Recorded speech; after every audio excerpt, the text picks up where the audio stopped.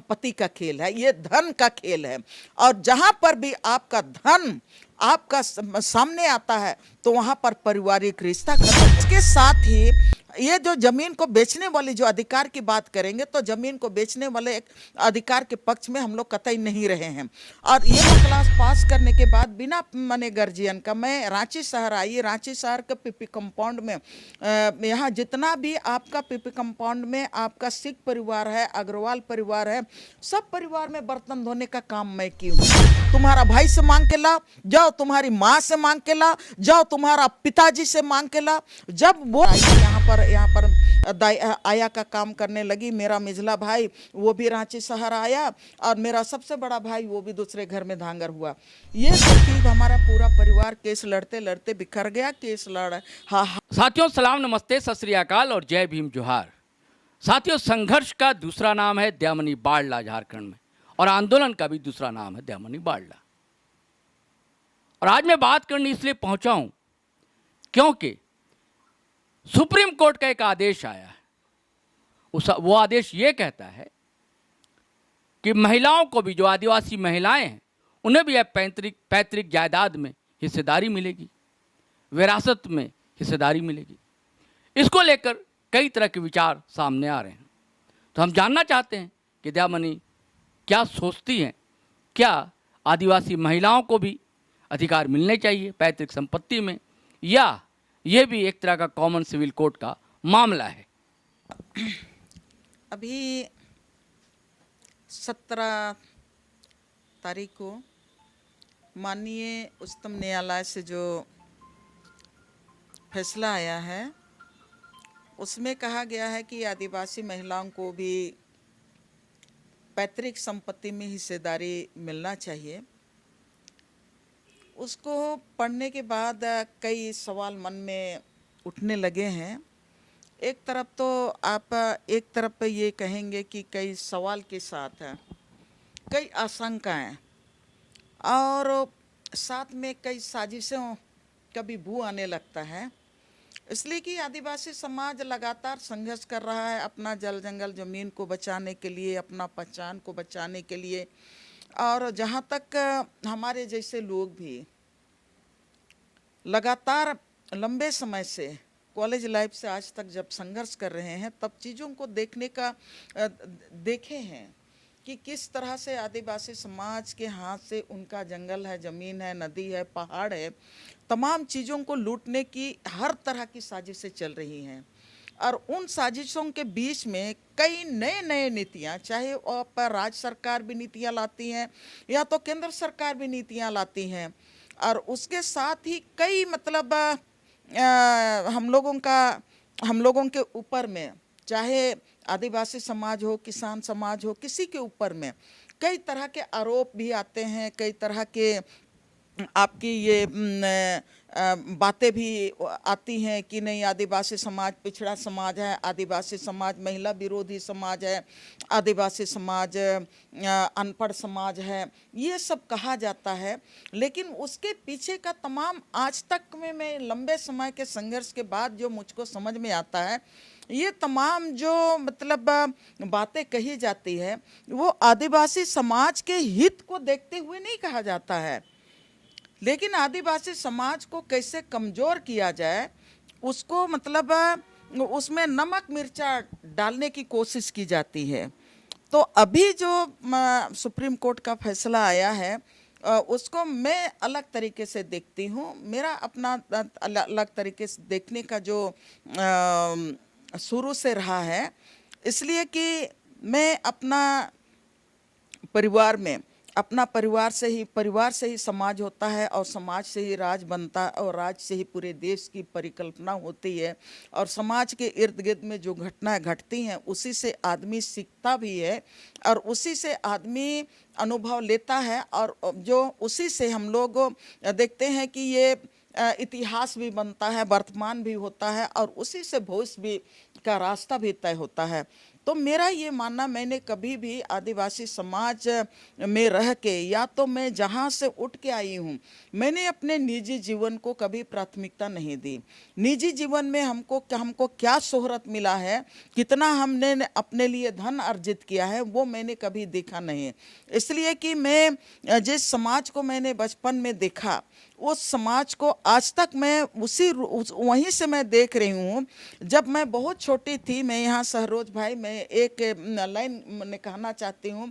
जब हमारा माँ बाप लोग, हमारे माता पिता जिंदा थे, अनपढ़ थे, तब हमारे पिताजी से सादा कागज में बड़े लोगों ने, बड़े पूंजीपति कहेंगे मैंने सामाजिक स्तर में, इसलिए कि व्यवसायिक क्लास के लोग जो पढ़े लिखे हैं, उन लोगों ने सादा कागज में हमारे पिताजी, साहूकार कह ली, हाँ साहूकार लोग, ठेपा करवा लिया। ठेपा करने के बाद हमारे पिताजी से क्या पता क्या उन लोग लिख लिया, और अपना हमारा पिताजी का खेती का जमीन वो गुमला कोर्ट में अपने नाम से करा लिया। मैं चौथा क्लास में थी, हमारा पूरा परिवार केस लड़ते लड़ते बिखर गया, केस हार गया। और उसके बाद से हमारा पूरा परिवार, कहाँ हमारा पिताजी, कहाँ हमारी माँ तो ये 150 किलोमीटर रांची शहर आई, यहाँ पर आया का काम करने लगी। मेरा मिझला भाई वो भी रांची शहर आया, और मेरा सबसे बड़ा भाई वो भी दूसरे घर में धांगर हुआ। ये तो हम लोगों का मैंने किस्मत बोलिए, या तो अपने को वहाँ पर खड़ा करने का जो कोशिश किए, कि हमारा पूरा जमीन खत्म होने के बाद, पूरा हमारा घर में मवेशी थे, सब बिक जाने के बाद भी हम लोग मैंने खड़े रहे।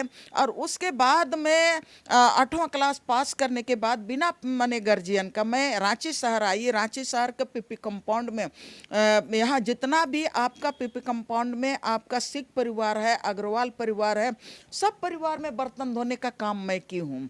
तो आज की तारीख में वहाँ से मैं यहाँ आती हूँ। यहाँ आने के बाद जब मुझको लगा पढ़ने लिखने के बाद कि आदिवासी समाज, उस समय जब हमारे पिताजी का कोर्ट में सुनवाई हो रहा था, तब हमारे पिताजी के फेवर में अगला व्यक्ति किसी को कोर्ट में चढ़ने नहीं देता था, और लोभ दे के, लालच दे के, या तो धमकी दे के उनको कोर्ट में गवाही के लिए चढ़ने ही नहीं देता था। उसी के कारण जब गवाह नहीं होता है तो कोर्ट में लोग केस हारते हैं। मेरा माता पिता भी हार गए थे। तो वो दिन का आज तक हमारे मन में जो पीड़ा है, समाज के लिए जो पीड़ा है, और वही चीज़ मुझको समाज के लिए। तो आपका मतलब आशय ये है कि अगर महिलाओं को संपत्ति मिल जाएगी तो वैसे ही धोखाधड़ी की आशंका है? उससे ज़्यादा धोखाधड़ी होगा, इसलिए कि संपत्ति की बात होती है। मेरा कहना है कि मैं पहले भी बोलती थी, अभी भी बोल रही हूँ, संपत्ति कौन सा संपत्ति, पिता की संपत्ति की बात हो रही है, तो पैतृक कौन सा पैतृक संपत्ति, जमीन जायदाद घर, जमीन जायदाद घर जो होता है वो हमारे समाज का, हमारे समाज में, आदिवासी समाज में, वो पूरे खानदान का होता है, एक व्यक्ति का नहीं होता है, पूरे खानदान का होता है। और पूरे खानदान में आपका पूरा लंबा होता है। और हमारे आदिवासी समाज में है जो खतियान में है, वो खतियान में आज भी हमारे परिवार में हमारे पिताजी का नाम नहीं है, हमारे बड़ा बाबा का नाम नहीं है, हमारे दादू का दादू का दादू का नाम है। और आज की तारीख में 10-12 परिवार हमारे परिवार में रहते हैं, खानदान में हो गए, लेकिन उनका किसी का भी नाम नहीं है जो अभी जीवित हैं। और ये आदिवासी समाज ही एक ऐसा समाज है जिसका कि सवाल कि पुरुष का ही नाम है ना, महिलाओं का नहीं है। महिलाओं का नहीं है। लेकिन हमारा समाज में ये है कि जब हम स्त्री पुरुष समानता की बात कर रहे हैं, तो आदिवासी समाज में ऐसा नहीं है कि हम जब तक अगर अविवाहित रहेंगे तो हमारे माँ बाप के खेत खलिहान में हम खेती कर सकते हैं, उससे जीवन बसर कर सकते हैं जब तक हम जिंदा हैं। और ये पुरुष को भी खानदान का संपत्ति को, जमीन को बेचने का अधिकार नहीं है।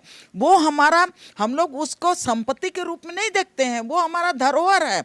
इसलिए कि हमारा इतिहास में हमारा भाषा और संस्कृति, हमारी सामूहिकता वही खेत में नदी है, नाला है, जंगल है, पर्वत है, उसके साथ जुड़ा हुआ है। और गांव में जितना भी जमीन है वो पूरे गांव का सामुदायिक संपत्ति है, कोई एक आदमी का नहीं है। तब ऐसे परिस्थिति में हम लोग ये बात बोल रहे हैं कि लंबे समय से हम लोग जल जंगल जमीन बचाने की लड़ाई लड़ रहे हैं, और आदिवासी लोग विस्थापित होते होते अब उनका जमीन उनके हाथ से खत्म हो रहा है। और यहाँ पर देश आज़ादी आज़ाद होने के पहले सबको ही हम लोग बोलते रहे, राज बनने के पहले भी हम लोग बोलते थे कि नहीं, यहाँ पर विस्थापित होने वाले आपका 40-50 लाख है आदिवासी अपने जल जंगल जमीन से ऑलरेडी विस्थापित हो चुके हैं, और यहाँ का खेती का जमीन ऑलरेडी उनके हाथ से लूटा जा चुका है। तब हम लोग बोलते हैं कि तमाम आज एक तरफ से हम लोग सबको मिल के ज़मीन बचा रहे हैं, और आदिवासी समाज ही एक ऐसा समाज है, आपका 16वीं सदी से आप देखेंगे कि हमारी महिलाएं मुगलों के खिलाफ लड़ी। हमारी महिलाएं शिकार उसी दौर की चीज। उसी समय से सिंगी दाई और कैली दाई वो मुगल सैनिकों के खिलाफ लड़ी, तब से वो जाने शिकार शुरू हुआ है। और उसके बाद आप देखेंगे कि अंग्रेजों के खिलाफ में सिद्धू कान्हू जब लड़ाई लड़े, उस समय भी फूलो जानो के साथ पूरा हुल में वहां पर आधी महिलाओं का संख्या था। आप यहां पर बिरसा मुंडा का लड़ाई की बात करेंगे तो वहां सरदारी लड़ाई में वहां पर कर्मी मुंडा, मक्की मुंडा और उनके नेतृत्व में हजारों हजार आदिवासी मुंडा महिलाएं साथ में थी। आप उरांव समुदाय में चले जाइए, जतरा टाना भगत के साथ वहां पर आपका देवमणि उर्फ बंधनी, वो माने जतरा टाना भगत की पत्नी, वो आंदोलन को आगे बढ़ाइए। तो हो समाज में भी उसी तरह से है। जब समानता की बात है आदिवासी समाज में, तो ये तो अच्छी बात है ना, अच्छा निर्णय है ना कि उन्हें भी हिस्सा मिले। गलत कहाँ है? मैं यही तो कहने जा रही हूँ। हमारे समाज में जब स्त्री पुरुष समानता की बात है, और आलिखित था हमारा इतिहास, रिकॉर्ड हमारा आलिखित था, तो भी हम लोगों को बराबरी का हिस्सा था। और जब अभी भी हम ये कहना चाहते हैं कि जमीन में भी जंगल में भी हमको स्त्री पुरुष का समान अधिकार है। इसलिए कि जब हम पति के घर जाते हैं तो पति के घर में, पति के जमीन में पति के साथ पत्नी को भी उतना ही माने महत्व मिलता है जितना उनके पति को अधिकार मिलता है। और उसके साथ ही ये जो जमीन को बेचने वाली जो अधिकार की बात करेंगे, तो जमीन को बेचने वाले एक अधिकार के पक्ष में हम लोग कतई नहीं रहे हैं। और ये आप जो कह रहे हैं कि संपत्ति कौन सा संपत्ति और कौन सा संपत्ति की बात करते हैं, जैसे आप कह रहे हैं कि नहीं महिलाओं को भी मिलना चाहिए संपत्ति में अधिकार, तो हिंदू समाज में मिलता है ना, गैर आदिवासी समाज में शायद मुझको लगता है अल्पसंख्यक समुदाय में भी मिलता है। लेकिन जब उनकी शादी होती है, शादी होने के बाद जब वो ससुराल जाती हैं तो सारे लोग उनको धन दे के भेजते हैं, संपत्ति दे के भेजते हैं, दहेज दे के भेजते हैं। उसके बाद दहेज देने के बाद भी उनको पता रहता है कि नहीं, गैर आदिवासी समाज में बेटी को भी बेटा के बराबर उनको संपत्ति में अधिकार रहता है। तो वहां पर उनका ससुराल वाले देखते हैं कि हाँ, हमारी बहू का तो इतना बड़ा उनके पिताजी का संपत्ति है, तब बार बार बोलते हैं जाओ तुम्हारा भाई से मांग के लाओ, जाओ तुम्हारी माँ से मांग के लाओ, जाओ तुम्हारा पिताजी से मांग के लाओ। जब वो लड़की, वो आपकी बेटी जो विदा दिए हैं, आप उनको भारी दहेज के साथ संपत्ति देके जब वो ओवर और मांगते हैं, जब वो नहीं मिलता है तब उनको जिंदा जला दिया जाता है दहेज के नाम पर। ये संपत्ति का खेल है, ये धन का खेल है। और जहां पर भी आपका धन आपका सामने आता है तो वहां पर पारिवारिक रिश्ता खत्म होता है। और एक और डर लोग बता रहे हैं, एक और डर ये है कि फिर आदिवासी लड़कियों से लोग शादी करने की कोशिश करेंगे ताकि संपत्ति ले सके। ये भी एक डर है। आप जो बोल रहे हैं वो भी देखिए, आज तक हमारा समाज यही बोलते रहा और उस संकट के दौर से गुजर रहा है, और वो हकीकत भी है, वो हकीकत भी है। सारे लोग जब राजनीति की बात आती है तो राजनीति में तो बोलते हैं कि अभी बोलते हैं कि नहीं, आप साहेबगंज चले जाइए तो पूरा घूस बैठिए, आके वहाँ पर आदिवासी लड़कियों से शादी करके जमीन कब्जा कर रहे हैं, पूरा साहेबगंज को कब्जा कर लिए, ये बोलते हैं। लेकिन अभी आप हमसे बात कर रहे हैं और हम कहेंगे कि नहीं, हमारे आदिवासी महिलाओं को अगर संपत्ति में हमारे पिता के जायदाद में अधिकारी हम बना देते हैं तो दूसरे लोग मने आके उनसे शादी करके हमारा संपत्ति हड़प लेंगे, तो हम बोलेंगे कि नहीं देवमणि तो ये मने महिला विरोधी है। दो तरह का नहीं चलेगा। मैं ये कहना चाह रही हूँ कि हमारा जो सामुदायिक संपत्ति है वो हमारा सामुदायिक संपत्ति पर हमारा जो पहले से कस्टमरी लॉ के आधार पर स्त्री पुरुष का सामुदायिक संपत्ति है, वो पूरी तरह से पूरे देश के लिए आदर्श है। और जहाँ तक पिता के संपत्ति की बात है तो यहाँ पर परिभाषित होना चाहिए कौन सा संपत्ति पिता के।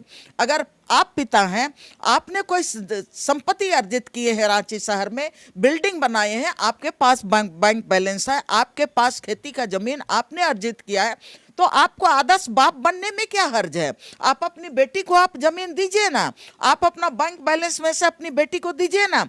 पैतृक संपत्ति ये भी है।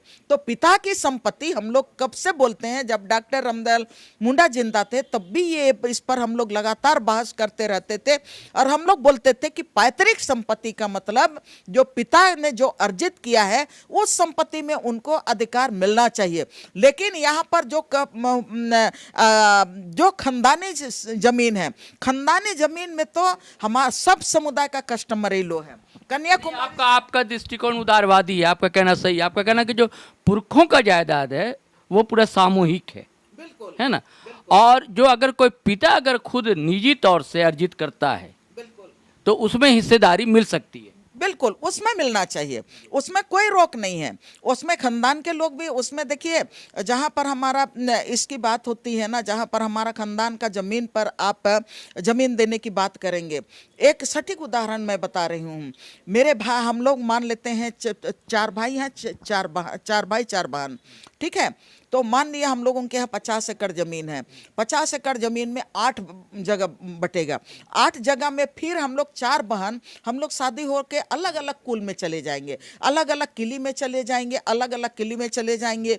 एक बहन का कितना बेटा होगा, कितनी बेटी होंगी, फिर वो लोग बोलेंगे कि नहीं हमको नाना का संपत्ति में अधिकार मिलना चाहिए, माने पिता के संपत्ति में हम अधिकार चाहेंगे, ठीक है। तो हम लोग 4 बहनों का हो सकता है 15-20 भी बच्चे रहेंगे, तो 15-20 बच्चे हमारे ये जो 4 भाई हैं ना उनके संपत्ति में बोलेंगे कि नहीं 1-1 डिसमिल ही सही, लेकिन इसमें हमको जमीन में अधिकार मिलना चाहिए, ठीक है। ये तो बहनों का हो गया। उसके बाद हमारे भाइयों का उनका भी तो बच्चा है, उनका बच्चा लोग, उनकी बेटी लोग का शादी होगा, तब वो लोग भी बोलेंगे कि नहीं हमको अपने पिता के संपत्ति में अधिकार मिलना चाहिए। आप हमको बताइए, हमारे खानदान में 50 एकड़ जमीन था, हमारे खानदान में, तो ये तो हम लोग 4 भाई बहन में इतना ब्रांच हो गया, इतना पूरे झारखंड में हम लोग आके 2 डिसमिल जमीन पर हम लोग खेती करने जाएंगे, और अगर हम लोगों के नाम से मिला तो निश्चित रूप से हम तो बेचेंगे, और कोई भी बेचेंगे कि हम उतना अपना दूर गांव से आके यहाँ 2 डिसमिल जमीन को क्या करेंगे। तब यहाँ पर जो जाति और किली के आधार पर हमारा जो पढ़ा सिस्टम है, हमारा जो आदिवासी समाज में का जो हमारा सिस्टम है, वो सिस्टम तो खत्म हो गया। जो कस्टमरी लो है उस कस्टमरी लो खत्म हो गया। हमारा यहाँ पर मुंडारी खुटखटी अधिकार है जो हमारा कस्टमरी लो के तहत है। हमारा मान की मुंडा का जो सिस्टम है वो खत्म हो जाएगा, हमारा माझी परगना का जो सिस्टम है वो खत्म हो जाएगा। और यहाँ पर पूरी तरह से जो जमीन का जो आज की तारीख में पूरे झारखंड का सहरोज भाई अगर जमीन नहीं बिका है तो ये सामुदायिक संपत्ति होने के नाते वो सेलेबल नहीं है, इसलिए ये जमीन और जंगल बचा हुआ है। और जिस दिन आप टुकड़ों में बांट देंगे और ये जो सुप्रीम कोर्ट का फैसला के आधार पर सारी महिलाओं को बेटी लोग अपना दावेदारी के साथ अपना जमीन लेंगे, इसके खिलाफ लोग जाएंगे कोर्ट, सब लोग अपना जमीन को बेचेंगे। इसके खिलाफ लोग कोर्ट जाएंगे क्या लोग? देखिए ये कोर्ट जाने का, तो ये जो इतना हम लोग बात कर रहे हैं, अपनी बातें रख रहे हैं, तो समाज को सोचना पड़ेगा और समाज को इस पर बहस करना पड़ेगा। बहस करने के बाद रास्ता उन लोगों को, हमारे समाज को निकालना पड़ेगा। इसलिए ये नहीं मानते हैं कि सुप्रीम कोर्ट का ये फैसला ही अंतिम होगा, इसलिए कि कई फैसला का लोअर कोर्ट से लेके हाई कोर्ट से लेके सुप्रीम कोर्ट तक कई फैसला आते हैं, लेकिन हमारे खिलाफ में जो फैसला आते हैं वो फैसला माने लागू होते हैं। और जो आदिवासी समाज के लिए, उनके हक और अधिकार के लिए फैसले आते हैं उसको कोई लागू नहीं करना चाहता है। हम लोग दुनिया भर का फैसला देखे हैं, तो हम लोग भी अभी ये कहना चाह रहे हैं, आपने जो सवाल किया कि निश्चित रूप से समाज जाएगा, लोग बोलेगा कि नहीं हमारे समाज पर, मतलब अब भारत के संविधान की बात करेंगे तो 5वीं अनुसूची भी तो भारत का संविधान ही है, हाँ, और 5वीं अनुसूची भी भारत का संविधान है, CNT एक्ट भी भारत के संविधान के अंतर्गत आता है, और उसके साथ ही आप विल्किंसन रूल भी भारत का संविधान के आधार पर आता है। हम लोग तो कहते हैं कि 5वीं अनुसूची को कड़ाई से लागू करो, हम लोग कहते हैं कि नहीं, यहाँ पर विल्किंसन रूल है, उसको कड़ाई से लागू करो। मुंडारी खुटखटी अधिकार है, उनको कड़ाई से लागू करो। हम लोग पेशा कानून को कड़ाई से लागू करो। यह तो भारत का संविधान है। तो भारत का संविधान को सपोज अगर ये सुप्रीम कोर्ट ने जो आपका ये दिया है, फैसला दिया है, उसके आधार पर, तो ये एक संवैधानिक अधिकार को, वो संवैधानिक ढांचा ही वही अगर काटता है तो वो तो सही नहीं है। और हम लोग का ये मानना है कि हम लोग अपनी बात रखेंगे, सुप्रीम कोर्ट के पास भी रखेंगे, सबके पास हम लोग रखेंगे। और ये जो आदिवासी समाज का सामूहिकता का जो अधिकार है जंगल पर, जमीन पर, उसको हम लोग बरकरार रखेंगे। इसलिए बरकरार रखेंगे, मैं अंतिम में कहना चाहूँगी कि आदिवासी समाज पूरे वर्ल्ड में सो कॉल्ड जो माने सभ्य समाज है, उसको वो एक आदर्श समाज के रूप में वो नमूना पेश करता है। इसलिए कि आज की तारीख में आज लूट और मार क्यों बढ़ रहा है, चोरी या डकैती क्यों बढ़ रहा है, व्यक्तिगत प्रॉपर्टी के आधार पर ही बढ़ रहा है ना। आज इतने अधिकारी क्यों करप्ट हो रहे हैं, उनको तो सैलरी मिलता है, लेकिन पूरे दुनिया का मैंने सब कोई का अनाज अपने घर में भरता है, पूरा झारखंड का जमीन अपने घर में लेके जाता है।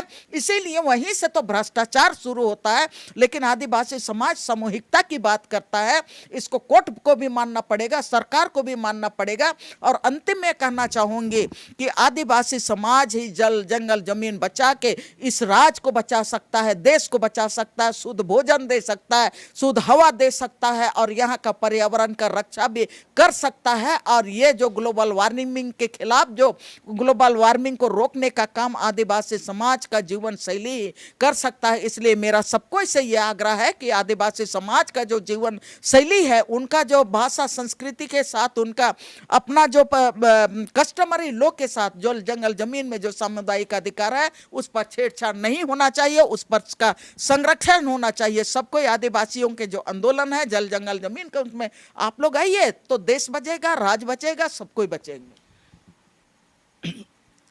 दयामणि बारला ने बिल्कुल सही बात कही। हमें भी शुद्ध हवा चाहिए, हमें भी हरियाली चाहिए, हमें भी शुद्ध जल चाहिए, लेकिन संरक्षण करने के लिए कोई राजी नहीं होता। ये सच है, ये हकीकत है।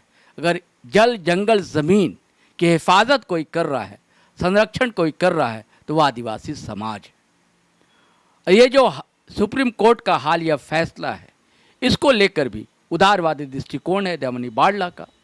इनका कहना है कि जो पुरखों की ज़मीन है, जायदाद है, उसमें सामूहिकता वास करती है, और सामूहिक भावना ही है जिसके कारण से आदिवासी समाज बचा हुआ है, उसकी विरासत बची हुई। लेकिन दूसरी तरफ इनका यह भी कहना है कि यदि अगर कोई पिता अपनी जायदाद कहीं अर्जित करता है, निजी जायदाद अर्जित करता है, मान लीजिए वो नौकरी करता है, कहीं बिजनेस करता है, उसमें से कोई अंशदान अगर बेटी को देना चाहता है तो वह सहर्ष स्वीकार है। चलिए साथियों, आज्ञा दीजिए, इजाज़त दीजिए, फिर हम नए वीडियो के साथ हाजिर रहेंगे। लेकिन तब तक के लिए आपसे वही गुजारिश है कि अगर आपने हमारा चैनल सब्सक्राइब नहीं किया तो ज़रूर कर लें, और वीडियो धड़ाधड़ फटाफट खटाखट शेयर करें, लाइक करें, कमेंट करें। आज्ञा दे, इजाज़त दे। जय झारखंड, जोहार झारखंड, जय हिंद, जय भारत।